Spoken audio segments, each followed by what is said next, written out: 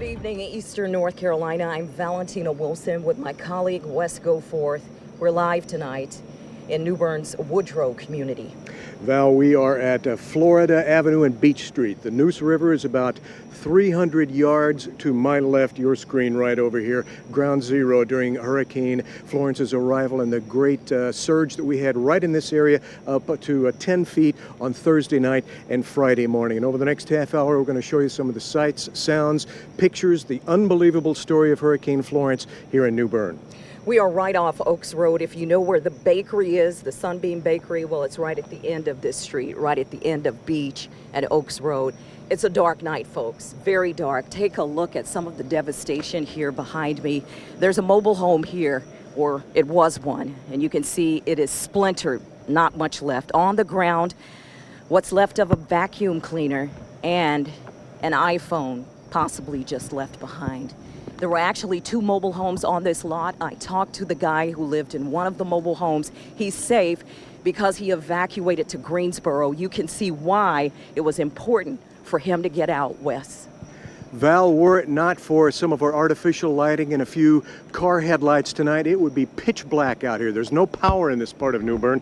We have obtained this 15 million candle power handheld flashlight, though. We're going to spot it over here in this neighborhood to show you a little bit of the destruction. Now, this is a home on Florida Avenue. It was a home, as you see the front concrete steps right there. We think the surge took the foundation out and collapsed the building from the top down sometime Thursday night during that brutal onset from Florence. Now over here to its right, just a few feet, a couple of outbuildings, as you see, debris strewn all about. I'm going to turn this light off for just a second to show you how dark it is out there. There is only some natural life out there and a few bugs and animals. That's all it can see in the dark. On down Florida Avenue, it's full of water tonight. We talked to some residents earlier who have evacuated and who have lost just about everything, and as Val showed you, these mobile homes behind me. So it's a sad scene here, exactly where we are, and we're going to get a little more information tonight exactly on what's going on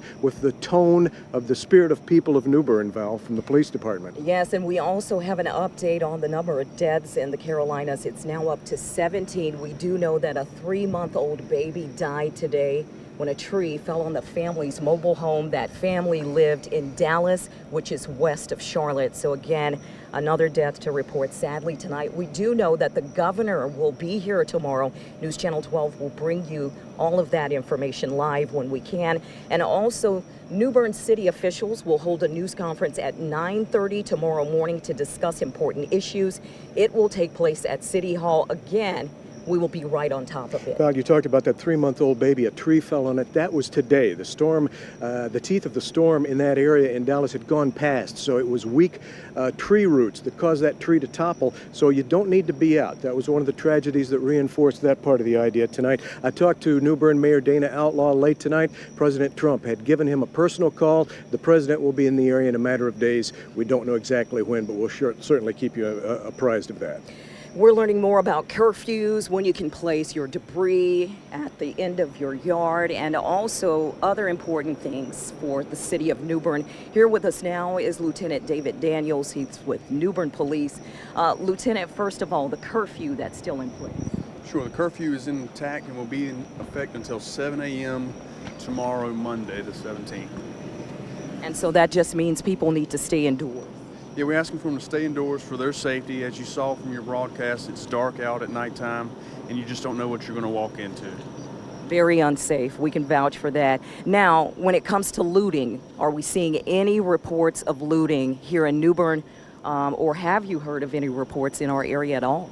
Well, fortunately, we have not had any reports here in New Bern. Our officers are on the street doing a great job of keeping crime down.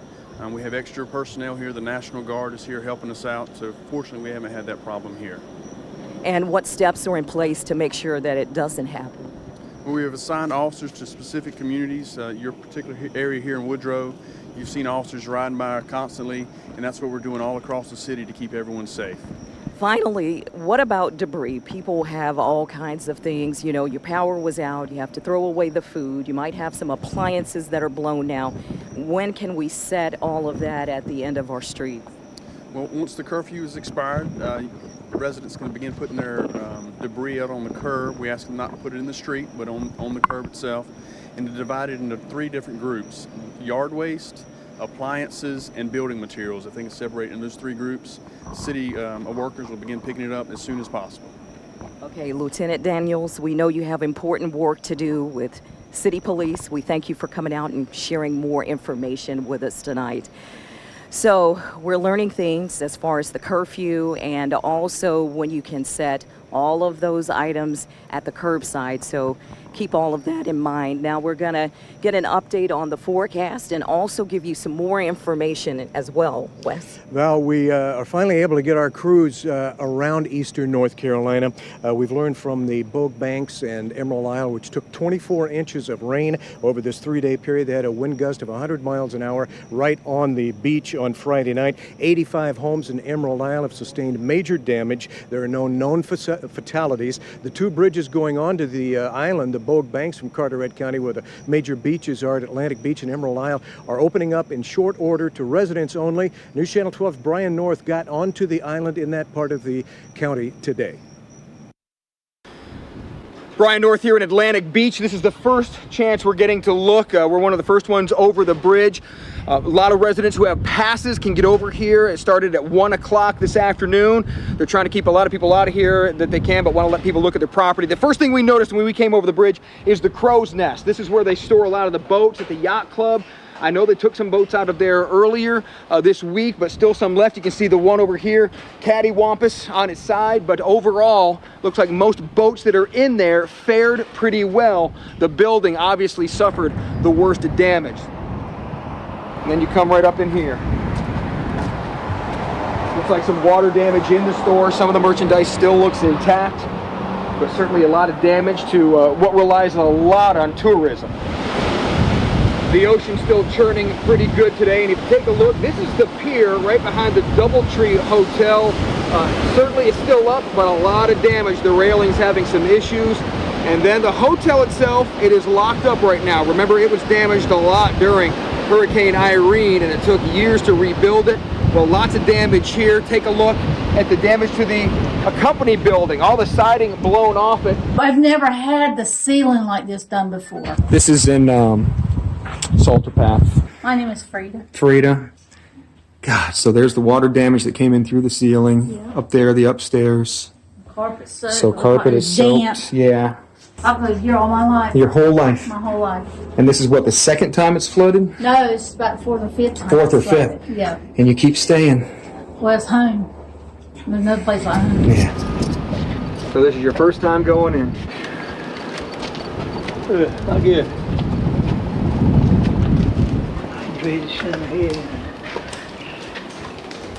Got a lot of work. Mud. But we'll get it done. Have you been through this before? Yeah, quarterback off. A failure quarterback over there. You all right, Dad? Yeah, he's all right. I had to be all right. How long have you lived here, sir? 79 years. 79 years you've lived here. Yeah. This is his business. I've had the rest for 42, 41 years. 1975 he started. Yeah. Wow. Yeah, it could be worse. Yeah. We got through that. We'll get through this. Yep. We made our way down to Emerald Isle, and you can look at the dunes that have been eroded away. We're talking about a 4-foot drop that we have in the dunes and the sand that's gone out to sea along these houses on Emerald Isle. It's one of the biggest worries that happened here. So we had huge beach erosion on this side. When the winds changed direction, they damaged and flooded houses on the sound side. The Bogue Banks certainly took a really big hit. We mostly have seen wind damage, but here at Emerald Isle, a lot of beach renourishment is going to be needed. Along the hurricane-damaged Bogue Banks in Carteret County, I'm Brian North for News Channel 12. Chief Meteorologist Donnie Cox is tracking the latest conditions for us tonight. Donnie, are there any watches and warnings?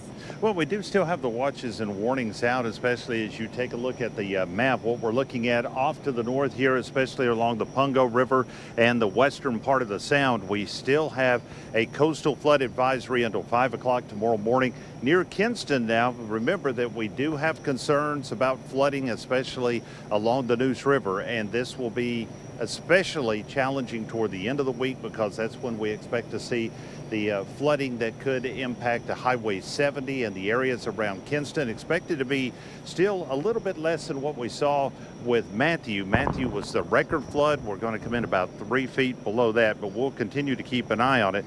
Do want to show you the radar though, and this is what we're looking at, and this is the National Weather Service radar, and all the red you see added on is now a tornado watch outside of our viewing area just to the west, but associated with, again, that band that has been producing the potential for tornadoes west of our area. That's what we saw yesterday and even into last night in parts of our area, but that now is pushed to the west, and that goes until 5 o'clock tomorrow morning.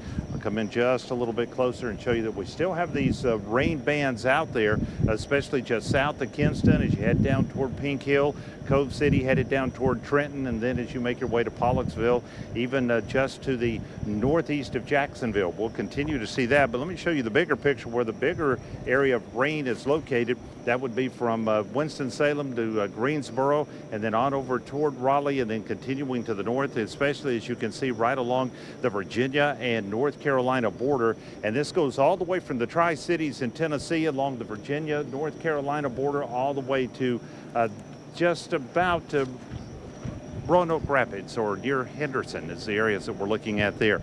So anyway, let's go back and show you what we are looking at as far as those rain areas I just showed you. You can see anywhere from 4 to 6 inches of rain possible over the next few hours as a final total as this makes its way off to the north. Otherwise, that is Florence that is creating all of this. Florence continuing to pull on to the north, and it's actually going to curve back into the northeast or the mid-Atlantic states. I'll show you how that will possibly impact us again in the middle part of the week. We have a new area that we're watching in the tropics, though, as you can see, just south of Cuba as we go through the Caribbean over the next few days, but it's expected to run into a hostile environment. Joyce out in the eastern Pacific continues to move to the east and will not impact us. So the good point to that is we're going to see the actual calming down, if you will, of the tropics for now. If you take a look at where Florence is located, just over North Georgia, making your way into Tennessee, you can see the rain still in our area. Then as you advance into tomorrow, we're going to see this start to lift on up, and then as it makes its way toward the northeast, again, what we're looking at toward the middle part of the week is the actual moisture may get picked up by the front and brought back into the area. So Val will continue to track that as we head into the middle part of the week. Best part about it is Florence is departing. It's now been downgraded to a tropical depression and will continue to downgrade, but we will see that moisture potentially come back in and increase the rain chance through Wednesday. End of the week, fortunately, for all the cleanup, is looking drier for Thursday, Friday. May see a slight chance on Saturday, but at least we're going to dry out.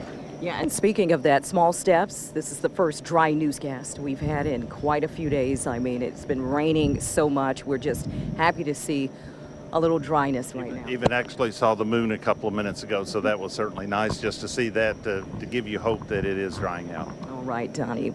Well, thanks a bunch for that information tonight. We're learning of many groups coming together to help out in a really tough time here in Eastern Carolina. Baptist men, we've learned a lot about the work that they do over the past few years with Matthew, Irene, and other storms. Jamie McCutcheon headed out to Temple Baptist Church in New Bern today to see how they plan to hand out 30,000 meals a day. I'm Jamie McCutcheon with News Channel 12, where we are here at Temple Baptist Church in New Bern, and we're here with the North Carolina Baptist Men's Association, who are setting up and preparing to feed thousands of people and serve thousands of meals every day in the New Bern area. And I'm here with Terry Hall, who is part of this great organization. And Terry, tell us a little bit about what you all are setting up to do. Okay, we're setting up right now to do mass feeding tomorrow, going out with American Red Cross, then going into communities, also drive up here for anybody that needs it. Also in the front of the church at Temple here, we're doing intake for anyone that has damage to their homes. We'll be glad to help them out there. So how can people get meals if they're obviously without food right now, if they need a warm meal? How can they go about getting meals through here? The American Red Cross will be sending canteens or their vehicles into the communities that were hardest hit, but you can also do a drive up here at Temple Baptist Church starting tomorrow, 11:30. and then tomorrow night about 5. And how many days will you be doing that for lunch and dinner? We're here until the good Lord tells us to stop, or Red Cross says stop. And now you also have the disaster recovery part. Tell us a little bit about how people can be part of that if they feel they need that help. They can come to the front of the sanctuary at Temple Baptist Church and fill out a form, and we'll be glad to send an assessor out to their house and let them assess the need, and then we'll do the best we can to get crews out to fill that need. And that is with tarping and with tree removal. And tear outs, mud outs. Okay, and those are things that people can get help with there. Correct. All right, and anyone can come by and start getting food tomorrow at 11:30, and then again for dinner as well. Correct. All right. And why do you all do this? We're the hands and feet of God. We're a faith-based organization. All of us are volunteers. All right, thank you so much for your time. And again, they will be out here. They're here right now setting up at Temple Baptist Church in New Bern. As you heard, you can start getting meals tomorrow at 11:30. There will be lunch and dinner served, hot meals, for as long as this group feels they need to be here. For News Channel 12, I'm Jamie McCutcheon. So thank you, North Carolina Baptist men and all the great church groups doing their work here in eastern North Carolina already, just hours after Hurricane Florence moved through. Some of the grocery stores around New Bern are slowly beginning to reopen again. There are a handful of them. We have blessed with several major chains here. One of those is Piggly Wiggly. The Piggly Wiggly store at Simmons Street and Noose Boulevard in New Bern suffered a major collapse of its front awning in the storm. We saw that first on Friday. News Channel 12's Lauren Arnott went back there today and found a much better picture. We were lucky, and we've got a lot of good people that's helped us out. And so we've got, the cosmetics is what everybody saw on social media. And we kind of took all the cosmetic stuff and slid it off to the side, and we didn't lose power very long, so we didn't lose any product. So we've been fortunate there. We've just got to take a little while to kind of get everything cosmetically looking good again. The guy with the front loader really did his work in about 2 hours. I mean, it went from looking like a disaster zone to a cleanup area in about 2 hours. It was amazing how he could use that front loader like a surgeon uses a tool. And the only thing we were really sad we lost was our big flagpole out there. So he did pull that off to the side. We're going to try to get that back up as soon as we can on that. Ice is what everybody's asking about right now, and we do have plenty of ice right now. Anybody without power needs to be able to keep things cooler, as well as they want cold drinks, and so ice is always a big thing. Ice and propane to be able to cook with. As long as we've got people to run it, we'll be at it. And Wes, we've talked about just how dark it is out here. Many of the streets are just like this, or even darker. It's Oaks Road. What hazards we saw today when it was daylight. Lots of trees just hanging over along with utility wires. And you see at night when there's no power, you're driving along, your headlights are dim, things are moving in front of you. You're not going to see that. There's no reason to be out. There's a curfew anyway. We were coming over here from the college earlier tonight. We saw, 20, 30 cars out. So I don't know what business they had out, but that's a danger. Those trees could fall on you. We've heard about several fatalities already of trees just falling on people, killing them. Very unfortunate. And many of you are busy cleaning up. We want to show you a husband and wife who headed out today to clean up their daughter's home. They're doing some cleanup themselves. Our chief videographer, Alan Fairbanks, shot this for us. A tranquil setting until you see this. This is all brand new. Yeah. Sandy Williams and her husband Newsom, But all the furniture needs to come out. are in a race. Restoration guys stopped by and he said that the mildew starts immediately. Mold is the issue. Mold forms in 3 or 4 days. The house belongs to their daughter who is in California. Had about 18 inches of water in the house. The Williams live next door, So this is our shed. and they're no strangers to the storms. Yeah, we had, what was it, Irene? We had Irene, Frightening, but not that dangerous. but it wasn't this bad. This was dangerous. Onlookers survey the damage on the street and in the backyard. Among the debris, We can probably salvage it. a treasure emerges. Yep, it's here right back on a beautiful day. tranquility returns. I'd like to be seeing that again. One of the biggest hazards that still is to come from Florence and the remnants is the flooding. We ain't seen nothing yet, is the way the old adage goes, Donnie Cox, and you have a handle on all the major estuaries here. Well, we continue to track the future of this week as far as the river flooding is concerned. This is the Northeast Cape Fear River and at Chinkapin, and you can see already at record levels, and this is as of this morning. They're releasing this once a day from the Weather Service. But look at this, expected to by later in the day tomorrow to be at 28 feet. That's almost 4 feet above where it is now. The old record was 23.5, so you're looking at nearly 5 feet, breaking a record there. Otherwise, as we look at Gum Branch, this is the new river. There's already major flooding ongoing, or moderate flooding ongoing here, and near record levels as well.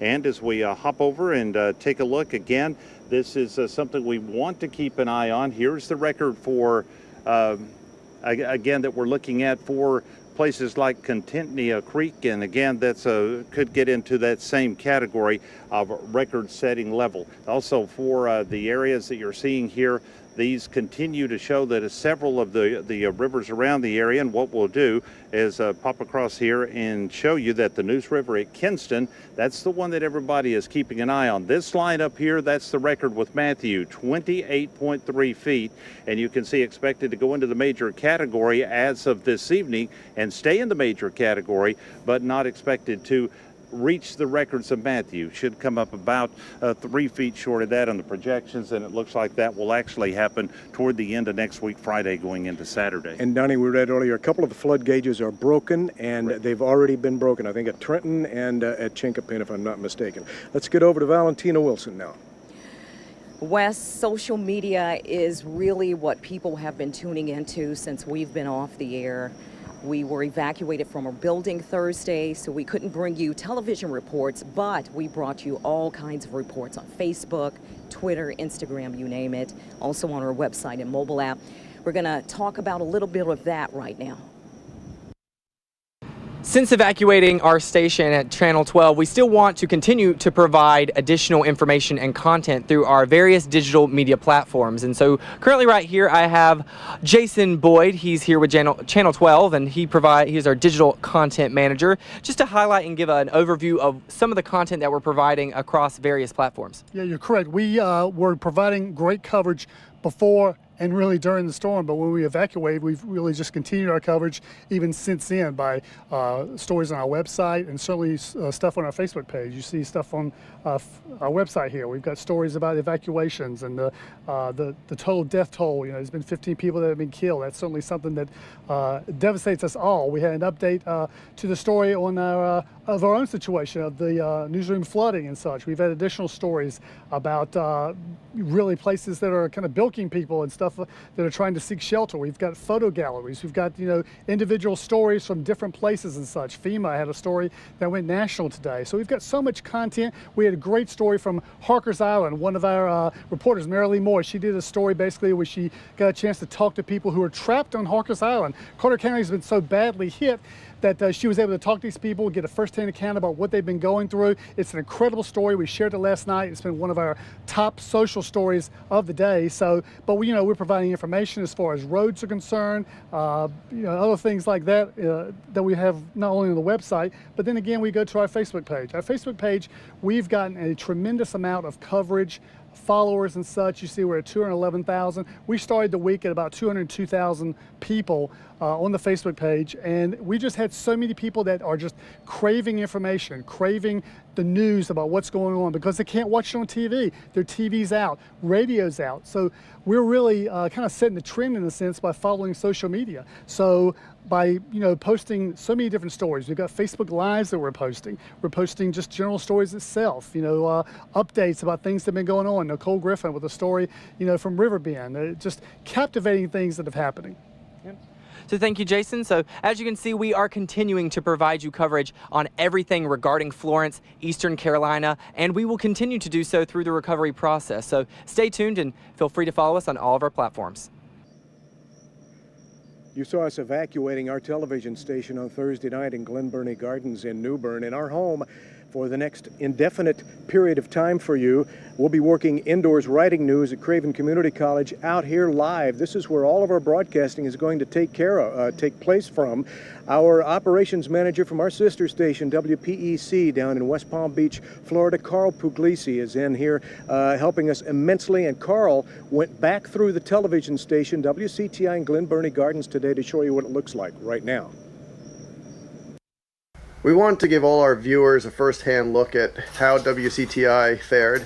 I'm in the newsroom right now where you could see the condition. There's no electric in the station. ServPro is here with these machines to take out the moisture.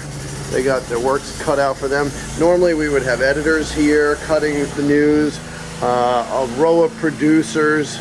All of them now are putting together news to keep you updated with valuable information. I just wanted to give you a brief tour again of what the newsroom looks like, and I'll take you into the control room. So this is our control room. As you can see, again, there's no power. ServPro's here with these machines. Normally we would have all these monitors would be on with images coming from CNN, our live crews, ABC programming. You would normally have a director here, a producer here, someone running audio there. This area here is called the rack room. This is where IT has everything coming in, our satellite receivers, patch panels, playout servers, and you can see that there's still moisture, water. All this has to be sucked out. The smell in here is starting to really increase because there's no air conditioning to keep this place ventilated. I'm going to go take you now into the studio and see what's going on in there. So here's our studio. It's pretty dark. I'm going to kick the gain up as much as I can, and you can see all the lights are off. There's still water. It's a mess in here. So we have ServPro coming in to extract all this standing water. As I'm walking, it's very slippery in here. So there's a reason why we don't want our WCTI employees in here right now. We've seen so much devastation the past few days, but tonight we want to show you a bright spot in the middle of chaos, a baby born right in the middle of Hurricane Florence. Destruction and loss. Onslow County has been battling Florence and all that came with her. But in all of this chaos, Onslow County emergency responders have seen a light. Emergency operators were able to help an Onslow County woman deliver a baby boy Saturday night. Ray Silence, the Onslow County 911 Division Chief, tells me how with a little help they were able to do this. Yeah, last night Johnston County did assist on the 911 call for Onslow County and delivered a baby boy over the telephone, and everything went well. The emergency crews were able to arrive on scene shortly after that, and everything went well. Phone-assisted births are something these operators are trained for, but it's a little different in a natural disaster. Scott Gabler, a telecommunication operator, explains more. But just to know that experience that you've brought another human into this world, or you've been able to save another human, is a crazy thing, especially in such a disaster. Really, I mean, a lot of people are still without power and without water. That's definitely a crazy, extraordinary experience. But you've done that before. I think that Norman Bryson, the director of Onslow County Emergency Services, said it best, so I'm going to quote him right now. He said, "In all of this destruction, we are still bringing life into the world." Reporting in Jacksonville, I'm Christina Thompson for News Channel 12. Best wishes to the family, and we could all use a smile right about now. Donnie, where will it be raining in eastern North Carolina now? It's just mainly spotty areas back around Kinston and Lenore County down into Duplin County, maybe in the western part of Onslow County, but it is starting to draw away. This is our commitment to you to get you the very latest information you need and your loved ones need. We will be back on the air at 6 o'clock tomorrow morning. We'll be carrying you that news conference from the New Bern City Hall and all the authorities and latest information at 9:30, News Channel 12, from 5 to 6:30 tomorrow night. Also remember, the governor will be here tomorrow, and there are reports that the president will be too. Good night.